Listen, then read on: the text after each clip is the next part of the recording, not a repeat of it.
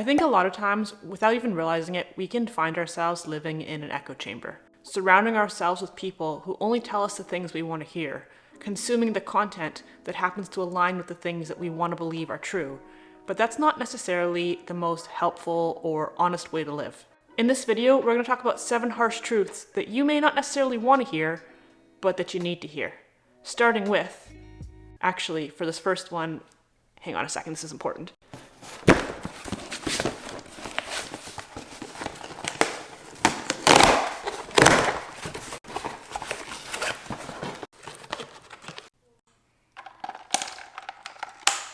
Nobody cares about you. Oh, I'm gonna have fun with this thing. Wow. But it's true. Nobody cares about you. The world is really, really big. There's nearly 8 billion of us. And that's not even including aliens or like rats in the New York City subway. My point is that you are merely a speck of dust in the universe. And no offense, but you're probably not even a particularly important speck of dust, which is why no one cares about you. And that can be really depressing to think about, but it can also be really liberating. Nobody cares about you. Like, you may have been dealt a really shitty hand of cards in life, and unfortunately, nobody cares and nobody's gonna save you. It sucks, but it's true. The things that happen to you in life may not be your fault at all, but they are your responsibility to deal with. And that can be a really hard pill to swallow, especially if you're me, because I'm terrible at swallowing pills. Like, I literally have to cut up Tylenol into little tiny pieces like a toddler. It's kind of embarrassing, but I don't mind admitting it because you know what? I know that nobody really cares. But the other half of this, the good half, is that you can literally do whatever you want in this life because nobody cares. No one cares what you do or how you do it or why you do it or what you look like or what you have or don't have. People are far too obsessed with themselves to even really give a flicker of a thought about you. There's a thing called spotlight syndrome, where we basically all subconsciously assume that everybody is constantly staring at us and judging us, and that we are the main character in everyone else's story, which really just proves my point about what I was saying about everybody being really self-absorbed. Like, what would make you think that you could be the main character in my story? Girl, bye. What you wear, how much money you make, where you live, what you drive, none of that is important to anybody, except for maybe you. No one's judging you because no one's even thinking about you. You're not that special, and that's a good thing. My point is that you can do whatever you want, be whoever you are, do whatever makes you happy, because no one gives a shit. Moving on. The number one thing that is holding you back from getting what you want in life is you. Do you know why things never really seem to go your way? Because you suck at literally everything you do. No, I'm just kidding. Actually, that's not on this list, but maybe it should be, that you're gonna suck shit at literally everything you ever try, and the only way to get better is just to embrace the suck and just keep going until one day you don't suck anymore. Look at me, just full of nuggets of wisdom today. Nuggets of wisdom and a half-pound of spaghetti that I ate for dinner last night. Ugh. Anyways, what were we talking about? Oh yeah, the number one thing holding you back from what you want in life is you. And it's likely happening because of one of two things, or maybe both of these things. Number one is that you're delaying getting started because you're waiting for some arbitrary point in the future when everything will align and the timing will be perfect. But it never will be. Or number two is that you do get started, but you fail because you give up and quit too soon. The timing will never be perfect for anything in life. And if you're waiting for a certain date or milestone, or to make a certain amount of money, or to get a certain piece of gear, or for you to feel good and ready and for everything to align, you're gonna be waiting forever because that's never gonna happen. There's never gonna be a time where everything aligns perfectly and you feel good and ready. You'll always find another excuse to delay. Life won't wait. The best way to learn how to swim is just to jump in the water and then start figuring it out. And that's coming from somebody who doesn't know how to swim. Don't know how to swim, can't swallow a pill. I'm really like airing out all of my deepest, darkest secrets on this one, aren't I? What other personal insufficiencies am I going to reveal? Geez. Remember that good things take time. A lot of time. And if you quit before they have a chance to happen, that's your fault. I live by the 3-year rule, which means that I force myself to commit my full efforts to something for a minimum of 3 years before I allow myself to quit, before I decide that it was a failure. It took me almost 4 years to make my business profitable enough to sustain my life. It took me 22 months to hit 1,000 subscribers on this YouTube channel and earn even a single dollar. If I had quit when things didn't immediately go my way, I would still be living in my childhood bedroom and working retail minimum wage jobs at 31 years old. Your impatience and your excuses are sabotaging your success, and that's your fault. Number 3, there's always tomorrow, except when it comes to your health. Chances are likely that you're gonna make a lot of mistakes in your life. Or to put it more eloquently, you're gonna f up a lot of shit. F***ing up is what makes us human. The only perfect specimen that I have ever met is Levi. He's a 10. The rest of us, not so much.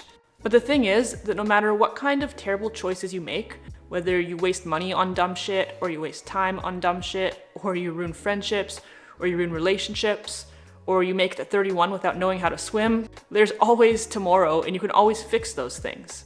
Except when it comes to your health. If you screw up your finances, you can always learn better habits, you can always increase your income and pay off your debts and fix your situation.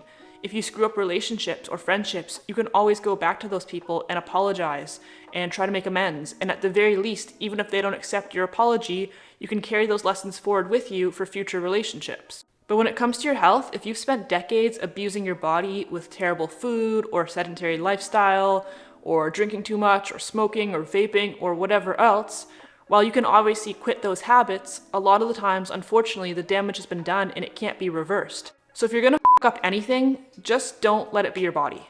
One of the easiest habits that I personally do to make sure that I'm taking the best care of my body that I can is to start off my day every day with AG1, who is also kind enough to sponsor this video. AG1 is a foundational nutrition supplement which has been backed by multiple research studies, and it's been a part of my daily routine every day for over 6 months now. Obviously, I try to eat as healthy as I can, but I'm not perfect, and so I really just like having the extra assurance that my body's getting all the vitamins and minerals it needs. Just one quick scoop every day into some water, a single drop of vitamin D3 K2, give it a shake, and I am good to go. One of the biggest benefits that I've personally noticed since I started drinking AG1 is that my skin is a lot clearer, and I think that that's at least in part due to the fact that when I drink this, I seem to crave less of the junk foods that typically break me out. In a research study, 94% of participants said that they experienced fewer cravings after drinking AG1 for 90 days, so apparently it's not just me. If you'd like to give AG1 a try for yourself, you can head over to drinkag1.com/accordingtonicole or click the link below, and you'll get a free 1-year supply of vitamin D3 K2 drops plus 5 free travel packs with your first order. Thank you to AG1 for sponsoring this video.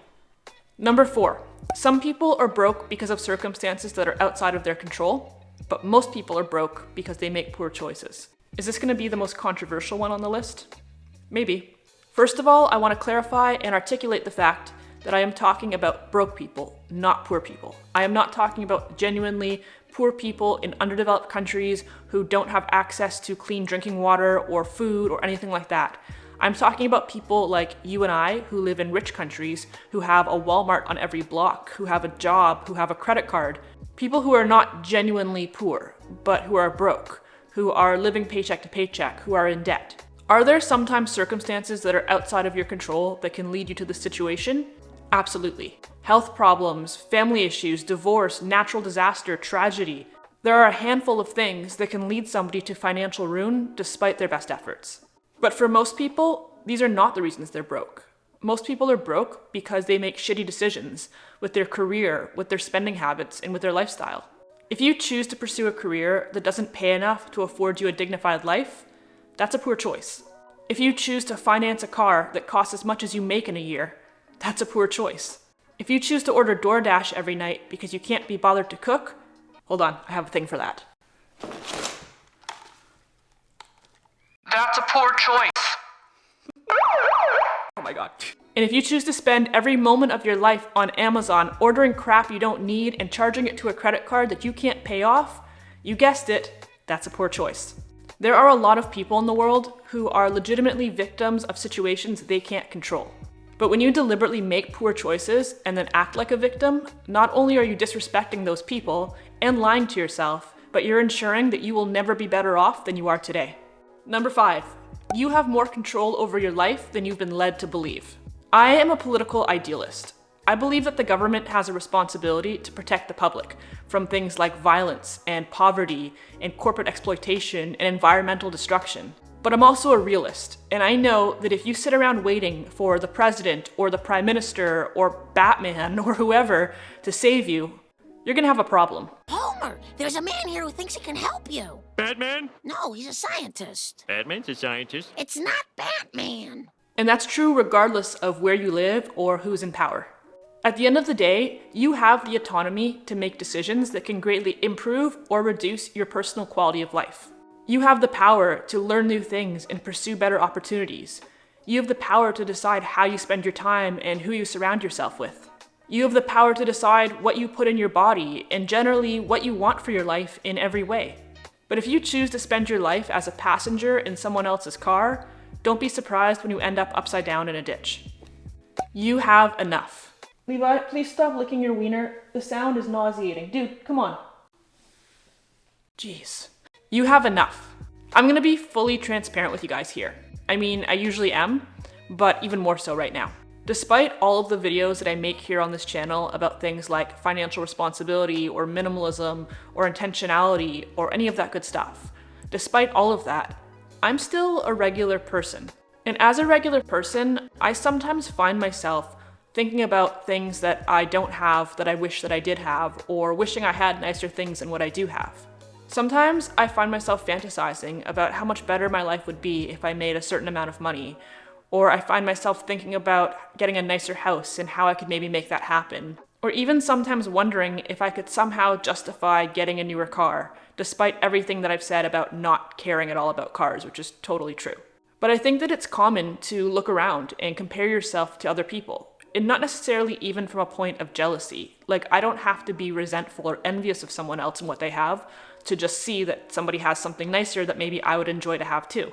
But then I stop and look around and remind myself that I live in a home that is clean and that is safe, and that my car works great, and that I have enough money to pay my bills, so why do I really need anything more? I don't. The truth is that no matter how much you have, you will always feel unsatisfied. You'll always want something more. Unfortunately, it's human nature. If you make $2,500 a month, you'll think about how much better your life could be if you made $5,000. But then when you make $5,000, you'll just be thinking about how much better it would be to make $10,000. But if you keep fixating on all the things you don't have, rather than being grateful for the things you do have, you'll never be happy no matter how much you have. If you keep inflating your lifestyle, you'll never feel like you make enough, even if you're rich. That's how celebrities wind up declaring bankruptcy. So here's the truth. If you live in a house or apartment that is clean and that is safe, if you have clothes on your back and access to reliable transportation and food in your fridge, you have enough. And I'm not saying that you shouldn't strive for more. I'm certainly not saying you shouldn't try to increase your income if you can and to better your life in other ways. I'm not even saying that you can't treat yourself to things. I'm just saying that it's important to realize that inflating and upgrading your lifestyle won't actually make you a happier person.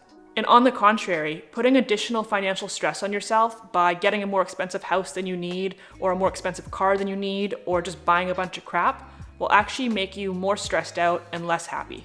Happiness is owing nothing to no one, and I can pretty much guarantee that whoever you are and whatever you have, it's probably enough. Finally, number 7 on the list, the last harsh truth that we all need to hear is one that I probably need to hear more than anybody, and it's that the things that stress you out are stupid.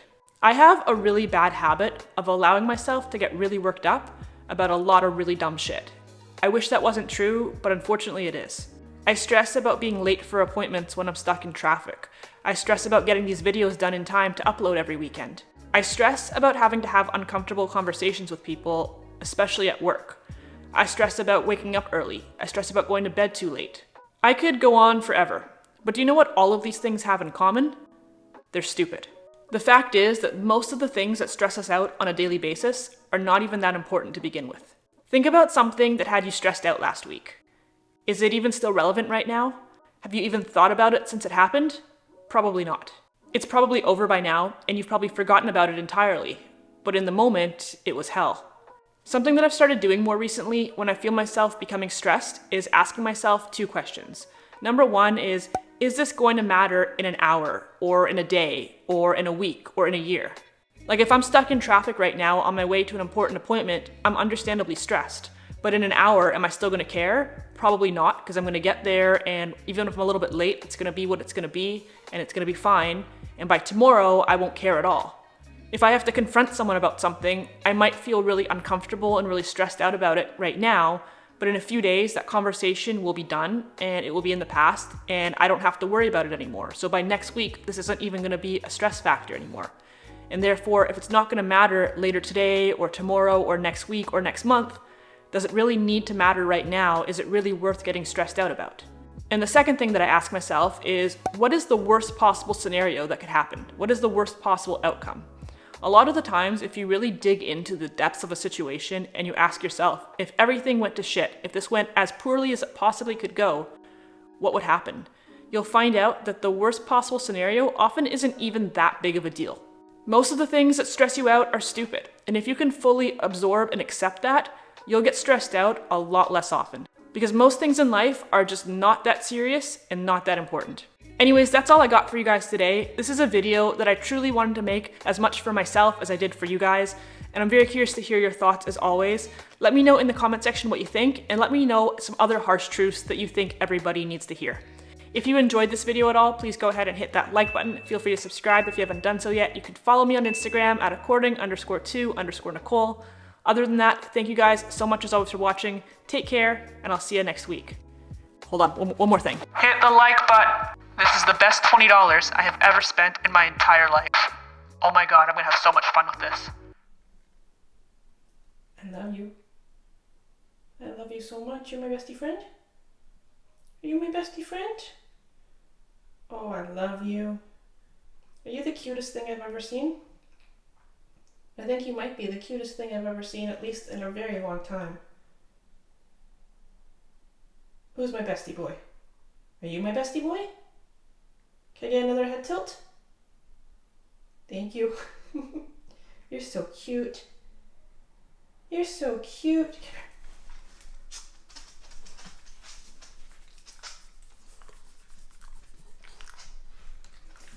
I love you, buddy. I love you, my boy. I love you, buddy.